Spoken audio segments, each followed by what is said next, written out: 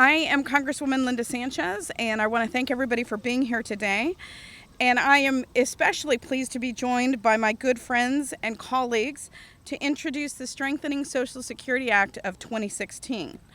But first, I want to start with a big thank you to all the groups who are here today. They have really been the heart and the soul of this effort, and they're on the front line of the fight to preserve and expand Social Security earned benefits. So I really want to recognize the outstanding work that they have done day in and day out. I also have two outstanding, excellent colleagues that are with me today. Two of my favorite members of Congress, Mike Honda and Mark Pocan. Can you tell I'm excited about them? They have helped work on this bill as well, and they've contributed mightily to the effort. So I'm happy that they're with us this morning. Everybody standing here today shares the common goal of ensuring that Social Security is a system that works for every American and that it will be strong and in place for the next generation. Social Security for decades now has been the bedrock of the American retirement system. It ensures that after a lifetime of hard work, workers can retire with dignity and some financial security. Nearly 59 million Americans rely on Social Security for all or part of their retirement income. Social Security has kept millions of Americans out of poverty in their old age, and it has become an increasingly bigger share of seniors' retirement funds. When fully implemented, the Strengthening Social Security Act will significantly increase benefits and extend the life of the trust fund from 2034 to 2048 by eliminating the taxable income gap. This ensures that everyone pays their fair share into the system. It will also update the way the Social Security Administration calculates benefits, ensuring lower lifetime earners get a fairer amount of earned benefits back. Seniors deserve some financial peace of mind. After decades of hard work, we owe them the security to retire after paying into a system over their lifetime. We must do more to secure the safety net for our grandmothers, our grandfathers, our fathers, and our mothers, and for the next generation to come behind us. Passing the Strengthening Social Security Act is one first necessary step. And with that, I will introduce again one of the outstanding, excellent colleagues that I am fortunate enough to get to work with every day, Mr. Mike Honda from the great state of California. Mike? Well, thank you, Linda. I'm really proud to be one of the supporters of Strengthening Security Act, of Social Security Act, and a couple of reasons. One is that as I was growing up, I used to pick up my mom every afternoon in the evening after she spent a whole day cleaning people's homes. She was a domestic worker, didn't have a pension plan, didn't have a retirement plan, and over the time, her Social Security started to build up, but it wasn't that much. If it weren't for the Social Security that my dad had as a postal service worker, she would have been in poverty. And one of the big objectives of Social Security is to avoid dire poverty for those who are seniors. And that was the main reason why Social Security was passed 81 years ago. 81 years ago, it was a social contract, a vision that we had to avoid people falling into poverty. And since then, we had changes. And that speaks to the ability of us to be able to change and perfect the Social Security programs. In 1983, President Reagan and Tip ONeill got together and improved Social Security by including members of Congress. Fair is fair. And then subsequent to that, we are faced today of the challenge of extending the robust benefit programs of Social Security into the future. And this is one of them. This one eliminates the cap over a few years. And that means that people who earn more than $113,000, $117,000 thereabouts will continue to pay their fair share into the system of Social Security.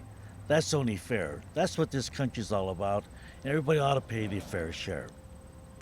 The other is we recognize that as you become older, your cost of living increases. It increases dramatically for those who are elder because of their health needs and the different kinds of food needs and medicines. And so this act incorporates that, but with a CPIE.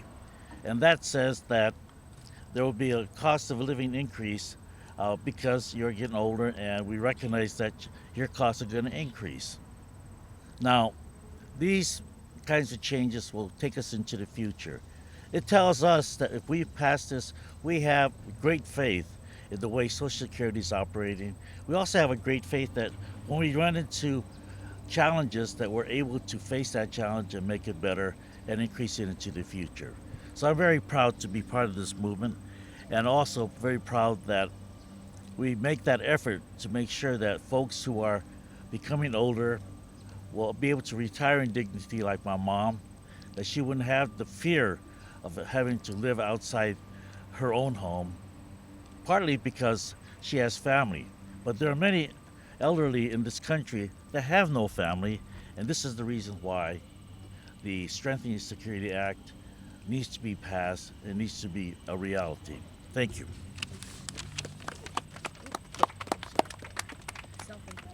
No problem. Hi, I'm Mark Pocan from Wisconsin.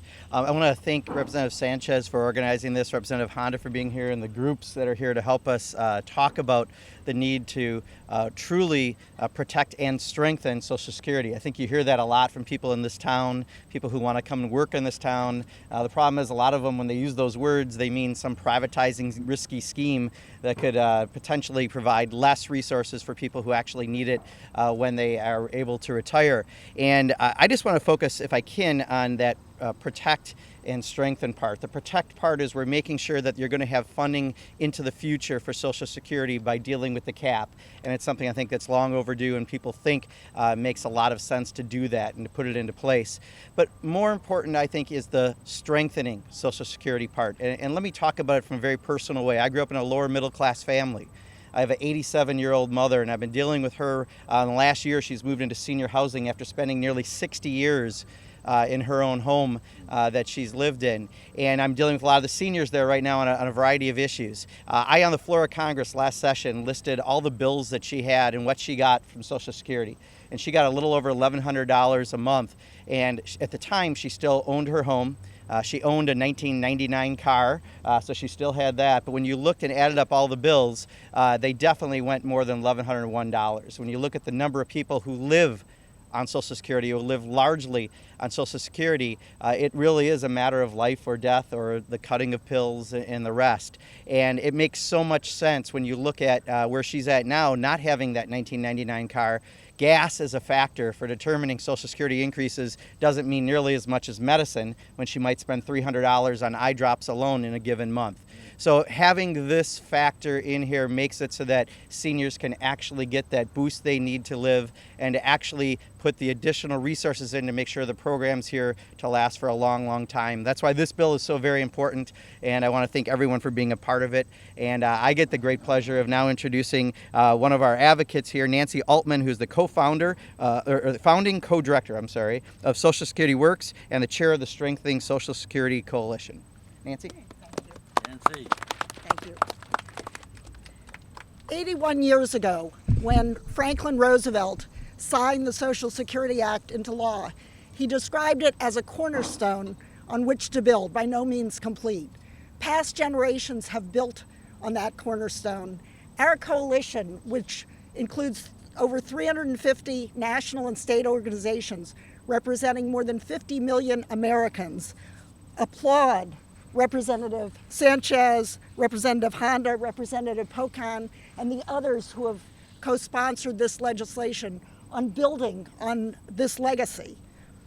They understand that Social Security is a solution. We are facing a looming retirement income crisis, where Social Security is the sturdiest, most secure, most important part of our retirement income system, and it is now time to expand it across the board as they do.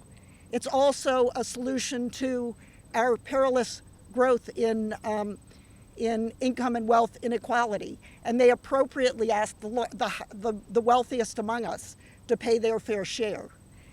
It is a solution to the squeeze on working families, and particularly the disproportionate poverty that widows often find themselves with, and they include that benefit as well. We're going to find out in mid-October what the cost of living increase will be this January, but projections are that it's possible it'll be zero. It's likely to be about 0.5%, which really underscores, and of course if you ask any senior, they will tell you, as you said, that their prescription drug costs are going up, all of their costs are going up. This is not keeping pace. Their benefits are eroding. And they had the vision to propose a more adequate cost of living increase.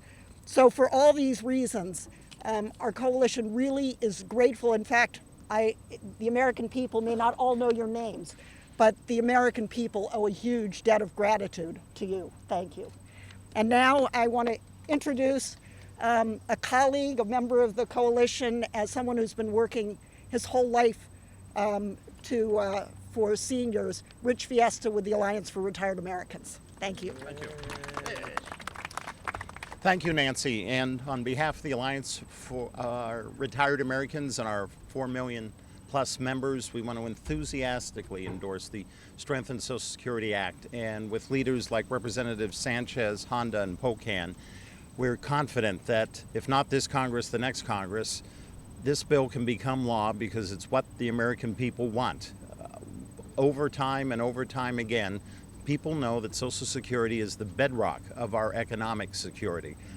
This bill is a bill that puts the security back into Social Security. It strengthens the trust fund.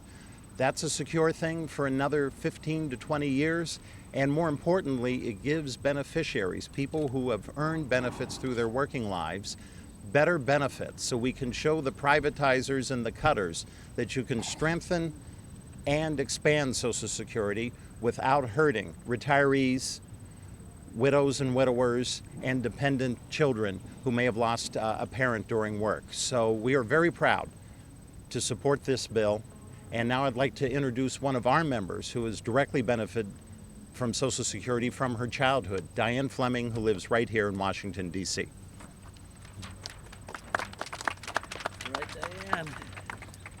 Good morning, good morning, good morning on this hot, steamy Washington, D.C. summer. I'm Diane Fleming. I'm from the Anacostia neighborhood, which is only about 7 minutes away from here, across the bridge. I'm a retired member of the International Association of Machinists, and I'm here today on behalf of the Alliance for Retired Americans. It is my pleasure to join you as the Strengthening of Social Security Act of 2016 is introduced. It is exciting to be surrounded by others who are also fighting to expand, protect, preserve Social Security with pension under threats and rising inequities, making it harder and harder to save for retirement. Social Security is more important than ever. We know that. As a 74-year-old retiree, I know that. I am so grateful to Representative Linda Sanchez, thank you, and Mike Honda for introducing legislation. We thank you, thank you, thank you. That would not only increase my hard-earned benefits by about $700 per year, that could be a major, major amount, but also extending the solvency of the Social Security Trust Act into 2048. What a difference $800 would make. Social Security, and for everyone here, I mean, you can't imagine what that would do.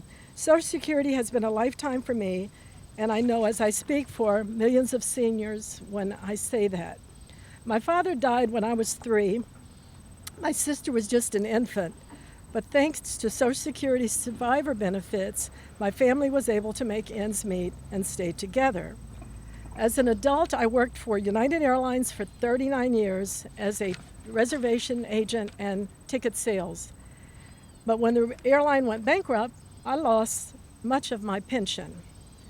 Thank God I had Social Security. I needed Social Security guarantee benefits as I do millions of current and future retirees. The current benefit levels are very modest, and wages and savings haven't kept pace with the cost of living. That's why Congress needs to expand Social Security benefits for American workers. Social Security must be preserved. We cannot allow it to go broke and leave millions without it, as this legislation will help us do by ensuring that millionaires and billionaires pay their fair share, which they don't do now. And thank you all so much.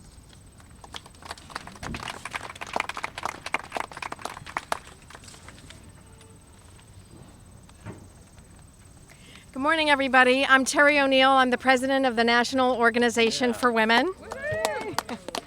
And I am so thrilled to stand here in support of this legislation brought by Representative Sanchez, Representative Honda, and Representative Pocan. Thank you so much for sponsoring this bill to expand the Social Security system. This is particularly important for women who disproportionately rely on Social Security. A large part of that is because women work a lifetime at unequal pay. 2/3 of minimum wage workers in this country are women. 70% of tipped workers are women.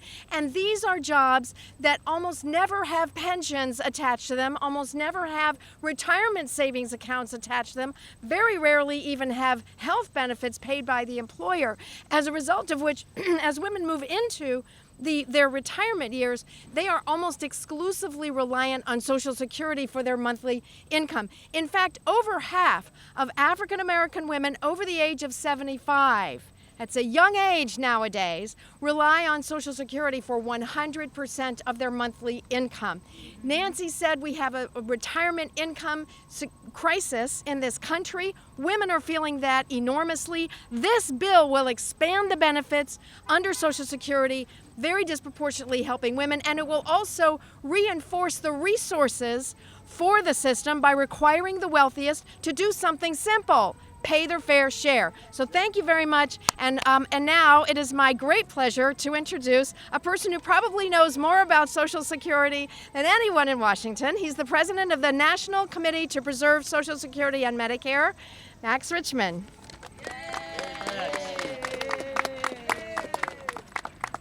Good morning, everybody. I'm Max Richmond, the President and CEO of the Committee to Preserve Social Security and Medicare. It's an honor to be here with Representatives Sanchez, Honda, and Pocan. I want to thank our volunteers, our Rally Corps, especially today. Thank you for putting on the yellow t-shirts and coming out.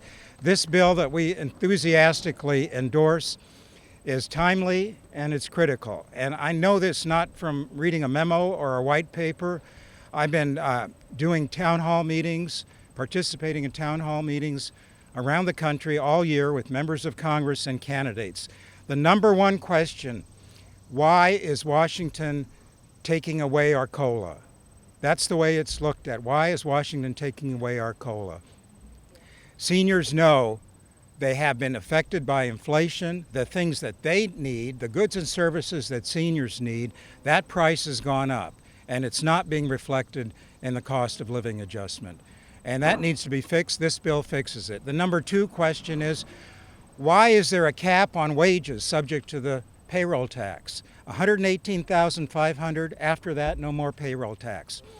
That is called a loophole by a lot of people around the country. To give you an example of what this means, you know LeBron James? Pretty famous, probably worth the money he's paid. LeBron James meets the cap, stops paying payroll tax halfway through the first quarter of the first game of the basketball season. That's when he's made $118,500. No more payroll tax the rest of that game, the rest of the season, the playoffs, the championship. That's not fair. So the bill that is being introduced, the Strengthening Social Security Act of 2016, fixes those things. And it, as Terry ONeill, who's also a member of our board, thank you for being with us today and being on our board, knows that it will also not only fix the COLA, but it will improve benefits, especially for survivors, which is so important to women. So for all these reasons, We need to encourage members of Congress to endorse this bill. It's the right thing to do. It will extend the solvency of the program for many years and improve the benefits. Thank you all very much. It is warm and it is steamy, so I'm going to ask only if you have very important questions that you ask them. If not, we'd like to get indoors or at least under the shade. Any questions? Yes. Eric Garcia, roll call.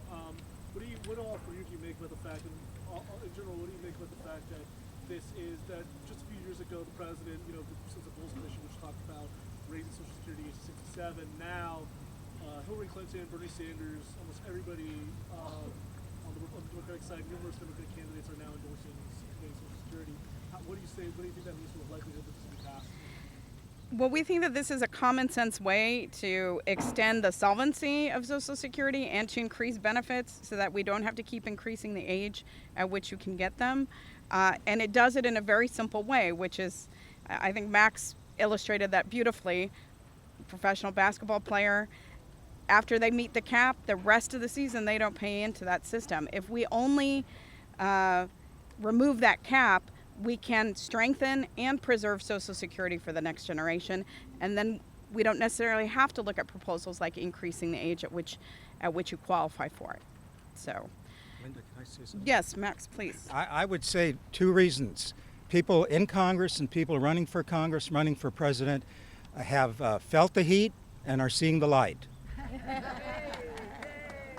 So give us the vote. Yes, give us a vote. Other questions? Other very important questions. If not, again, thank you to everybody who came out on such a hot day. You guys are awesome. We appreciate our volunteers, the groups that work on this issue, and my excellent colleagues who help me in this legislative work. Thank you for attending the conference.